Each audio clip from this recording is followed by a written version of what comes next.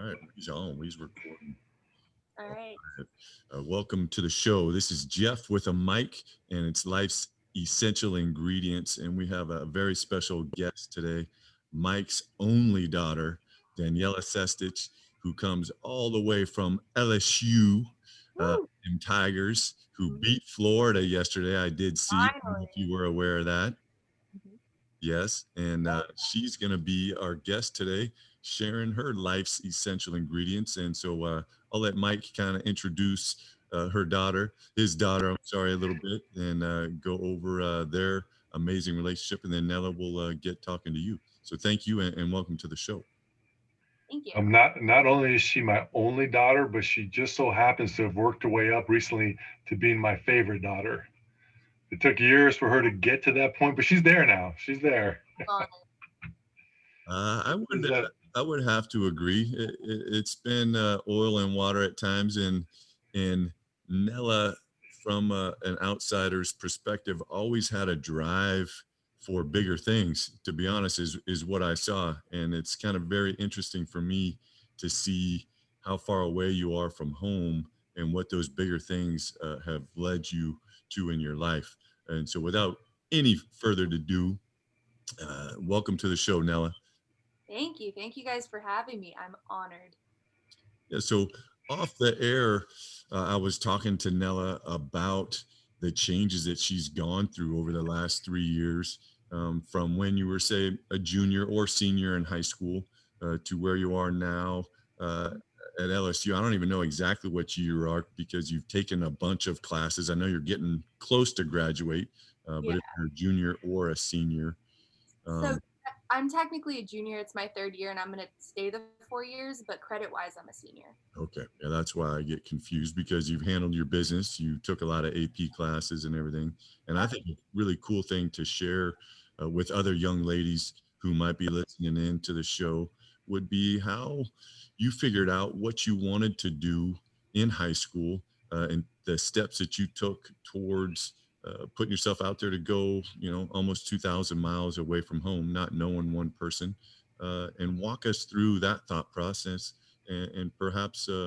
shining some light on some other young ladies who are in your shoes a few years ago. Definitely. So I didn't know what I wanted to do for most of high school. And then my junior year, I got introduced to youth in government. That was through the YMCA. And I really liked it. And I decided I really wanted to pursue political science, which is what I'm getting my degree in, because I realized that I saw a lot of things I didn't like, especially like around school, in my life, in the world, in our country. And I realized that the most effective way to come about change would be to pursue politics. I know it's a controversial topic, but it really is the most effective way to get things done. If you want to make a change, you can advocate for certain policies, you can elect certain people into positions. I personally want to work on campaigns. I want to work on getting the right people into office because I've seen a lot of the wrong people in office, and that's something that I want to help change and better for our country. Um, so the pursuit of politics for me was just more of the pursuit of making better change in our society. Man, well, that's awesome to hear from somebody with a few more years experience than you. And that's one thing I love about youth is you are willing to stand up for what you believe. And I think there's just so much that goes into that because a lot of people, I think, behind closed doors have a lot of strong opinions. But when it comes time to take an action, what we would call as C4 leaders lighten the fuse, people kind of fall off because it gets to Yeah. be challenging to take that step. So if you were elected to office, and I don't know what office it is you would be wanting to target, but if you were elected to office, what would be the first change that you would implement and why? Ooh, that's a good question. The first change, I don't know. I'd want to if I run for office and got elected in this scenario, I'd probably want to start local, like smaller. And one thing I really like about where we live is that we have a very strong community, and that's something that I would want to replicate further. Obviously, it's very polarizing in the times that we live in now, and like a lot of people have adversity for each other. that's something that I would want to fix. It's things go beyond just personal belief, and a lot of people forget that. Like, I really want to stress things like like community, like beautification, like more events, things that really bring people together because we don't get to see a whole lot of that. I mean, we get to like me and dad get to see that a lot in where we live in Pedro, but I noticed that that's not a lot of thing for everywhere else. Like back at school in Baton Rouge, Louisiana, there's not as strong of a sense of community as I wish there was within the city. At LSU, it's great. There's so much community within my sorority, within all the clubs that I'm part of. But in the greater Baton Rouge area, there's a huge division of people. Like there's like the north and south pretty much, and there's not a lot of mix, and I wish that there were more efforts to bring people together because that's so sad. It's such a great blend of people. I mean, you see that from LSU. Majority of people that go there like from within a 30-mile radius of where the school is, and we all get along, so I don't understand why that can't be replicated in like the broader city. So good. Can I jump in there real quick? So Nella, coming from the West Coast, going out to Louisiana, and you're talking about a sense of community. What have you brought from Pedro over there? You think that helps you kind of bridge that gap? It kind of sounds like you say you got the north and south there. You're somewhere in the middle from the outside, and it seems like you're friendly with everyone out there. Mm-hmm. What is it that you brought, or what is it that you did to kind of bridge that gap where to help you fit in? One thing that I kind of pride myself on is I integrate my like friends with each other. So my friends for my sorority, I also like my friends that I have in my major of political science. Also, I just started like our student government. I'm going to try to integrate more people. I feel like it's the intermingling, and I've done a good job of finding people that are also like my best friends back at school. They also have like strong connections to the other groups that they're part of, and I've got to meet a lot of people like that. Like it's networking, but it's more than that. It's more friendly. It's more I'm oh, you're friends with my good friends, so now we're friends. And there's a lot of people, like I live in my sorority house, and there's a lot of girls that like all they do is our sorority, and they don't really venture outside or have like any friends outside of the sorority. And so we try to like bring them in and like just show there's more things. You can be part of more than one thing at school, and you should be, and you should integrate it all. And so like I go to my friends' sorority or frat events, they come to mine. I go to my friends' clubs events, they come to mine, and you kind of give greater exposure. And from doing those kinds of things, I've got to meet more groups that I liked, like the LSU feminists. I got to come from my other friends who were part of the group and just like find things that I like. They did lots of cool things, like we had rallies for like the Women's March and things like that. I don't know. It's hard to. I wish that I did more. I will say that. I wish that I did more to bring more of like the Pedro communal part, but it's a huge campus and there's only so much that I can do just for me. I wish that I could bring that to more people though. I like that you brought that question up because I don't know, that gives me some self-awareness that I could be doing more.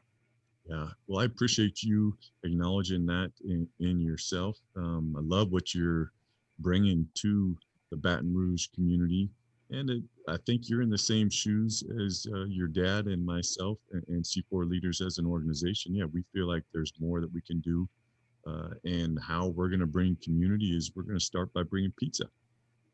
Food is always something that bridges gaps between challenges that are going on. We've used that forever as a way to bring people together.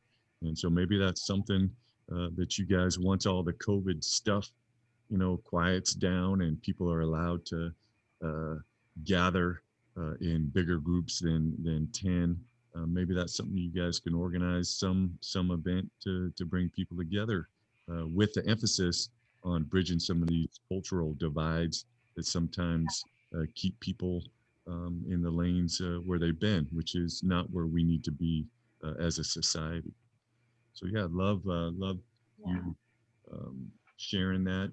And I want to go back because we started the conversation. You kind of answered the question But I do want to go back to ask you, when you were a junior in high school, maybe an essential ingredient that you felt at the time in your life was essential.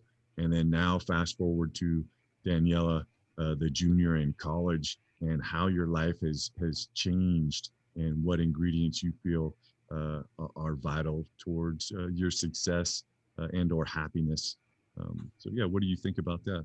Ingredients like, Values. So when I say, life's essential ingredients to show, we're looking for what are the values that people make part of their life, those essential ingredients that are just key to their success and happiness. um, I guess there's always a lot, but the one that stands out the most to me for my essential ingredient would be change. I know that's something that not a lot of people like, but I love it. I think that change is what pushes you forward, gives you new opportunities. I definitely had that essential ingredient when I was in high school. I realized that I didn't apply to any schools in state. I absolutely was like, I'm going to go far away for college. I'm going to, you know, find something new, figure it out, build a life somewhere else too, and like have two places that I can have home. And that's something that I still try to do. I always like to change things up. Dad can attest. I love to stir the pot a little bit in a good way, stir the pot a little bit. A little, just a little. Just a little, just a tad, just add a little bit of something to it. Um, but yeah, if I didn't have that like key ingredient of enjoying change, enjoying or like acting in to an extent, acting on impulses sometimes. If I get an opportunity, I like to capitalize on it. I'll grasp that opportunity if I have a good one in front of me. Because why not? And I feel like a lot of people are scared of that. Like I have the almost all of my friends from high school, they stayed close to home, and I decided to take a chance and go away. And a lot of them say that they wish that they had some of like um more they were more keen on change in their life, because I'm really happy with where I am in school. I'm really happy with where I am as a person. I feel like I've also changed a lot, and I think I'm open to change, and that's why I'm able to do these things. I'm not scared of like developing into a new person. I'm not scared of having to start my life over somewhere else or start to make new connections. And that's exciting to be a young person. Just feel like you have the whole world at your hands when you're so open to change, because it does really allow you to say, hey, there's a million different things that you can do. And I guess my next question would be: is there something that the adults, and I know you're an adult now, but when high schoolers are going through their life, parents, I guess specifically, are there things that parents could do to perhaps create um, just more acceptance of change, and try and help young people who are getting to be set in their ways at an early age be open to change? Because just imagine, you if you would have not put yourself out there and traveled across the country, because yeah, you are different, and knowing you and seeing you grow up your whole life, yeah, I see the transformation, and it's just amazing and beautiful, and I'm so happy for you and your family. And I would want that for every last young person out there. I don't think you necessarily need to go across the country, because you can create change, even in these cases, in COVID, being in your home. But it's more so the mindset Yeah. that you have. And is there anything that parents can do to help their children uh, find that and develop that? One thing that I would say that parents could do is engage their children on their curiosity, on their inquisitiveness. Dad can attest, I've always been a big challenger of ideas, and I question everything all the time. And I think that my parents have done a good job of always like engaging me on my questions. Why do you think that? Like, why does this bother you? What do you want to do about it? And I feel like a lot of people uh, are quick to shut down kids, not because that they don't think what they have to say is valuable, but because they just want them to accept things the way that they are. And a lot of people fail to realize like questioning is what gets you to improve things. It's what progresses us. And a lot of people like to just stick with the status quo. They don't like change. They're like, you don't need to question things. You don't they view it as adversity when it's just curiosity. And I would just say engage youth on their inquisitiveness. I know that the best teachers that I ever had were the ones, and like best mentors, best figures. Both of you two here have been people in my life that have always engaged me on my inquisitiveness, always asked me how I felt about things. So like if I was passionate about something, there was a reason. You guys would hear me out. And there's definitely been people throughout my life that were like, you don't need to question that. Just accept things the way they are. And that would be my advice. Be inquisitive, keep asking questions, uphold the curiosity. I love it. I love it. And thank you so much for sharing that great advice for parents. And I think, yeah, life has gotten to be so busy. And when you're busy, you're distracted. When you're distracted, change is the last thing that you want because it cuts into your busyness. And so Mhm. kind of get into that rut of, hey, this is how things are. And obviously, the world is demanding that is not the way. And hopefully, our society will be able to listen to that. The last thing, and I really appreciate you taking time out of your schedule. There's a man that I'm following now, Benjamin Hardy, who's a researcher, PhD, looking at, he really is big into future self. And I love what he talks about. And this will be my last question for you. Fast forward 5 years from now, you're in some sort of political capacity. What exactly are you doing? Is the first question. And again, you just vision. So put this out to the world of making it happen. So this is your chance to take that step and say, hey, here's where I am. And then how did you get there? What steps are you going to have to take to do that? Okay. 5 years from now, my most ideal world is that I have a really cool internship or a job somewhere, preferably. Internship. I mean, who knows? Who's paying for that? Paid internship, ideal. We're just thinking, not thinking about worldly things like finances and that stuff. Um, Working like with or under either a certain politician or a political group or like even a party that I align with, or working on a campaign for a candidate I really care about. Best case scenario, I'd be in DC. Not very feasible, but that's okay. We can dream. Um, and I don't know, helping get someone into office that I really care about, that I'm passionate about, that I think can help our society, that I align with on my views. I know a lot of people that I've talked to that got into politics, they had to kind of in the beginning compromise their beliefs just to find work. And I hope that I don't have to do that. I would never want to work on a campaign for someone that I didn't support. That's the last thing I want to do. But even if I'm not there, I also would hope that 5 years from now, I would be okay with being wherever I'm at. Like I would be okay with just letting life happen to me and not having to be in control of where I'm at. I want to just 5 years from now, I want to be content with like, it's okay if I'm not there too. I hear you, but I'm going to disagree at the same time because you're a mover and a shaker, and you definitely are about creating change. And that's why I love Benjamin Hardy. He says kind of go put it out there, and then go out there and take action towards making it happen. And you take that action because you, I don't know if you guys see that.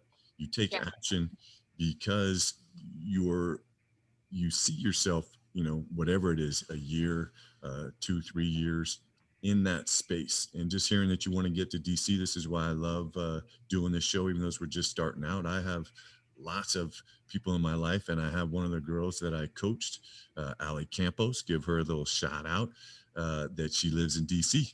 And I know Ali, there you go. She would love to take you in. And so you already got somewhere to stay. And then it takes you now of looking what groups got stuff going on in DC, and you start reaching out and you start calling and you start emailing. You say, hey, I'm graduating, in this date, and this is what I want to do. This is what I believe in. I see this is what you believe in. Let's make it happen, and let's find a way to change the world, one action at a time. And so with that, thank you so much for being a guest on Life's Essential Ingredients with Jeff and Mike. My Pacho, great job today. Hey, had to be very cool just to be able to sit back and listen to your favorite daughter, that she's all grown up. And so, yeah, thank you both for everything. Pasho, you got any closing comments? Yeah, since I know we're going to edit this, Pasha, let me, can I just do a brief little story? This doesn't have to go on the podcast. You want to close it first, then me go through the story? This is going to go on the podcast. Yeah. All right. So the other day, we get a box delivered to the house. It's a half of a reclining chair, and the name on it is to Glory's grandmother. That's the name on there. You know, she passed away 10 years ago. And she used to live in our house. Yeah, this was her house. So right away, kind of what is going on? And so Glory gets it and she shoots it out to Nella. Look at this. Look what's going on. And so Nella decides, I'm going to track and see what's going on with this thing. So it's a good sized box, but obviously not big enough for a chair. So Nella comes back with, the other half is going to be delivered tomorrow. And so I'm like, all right, hey, Nana Bob from the grave, God bless her soul. She sent us a chair. Great. We got a free chair. What am I going to do? I don't know where it came from. So anyways, next day, chair comes. Get the boys to put it together. It reclines. It's got massage in it. It's got heat in it. It's a nice chair, man. It's got it all.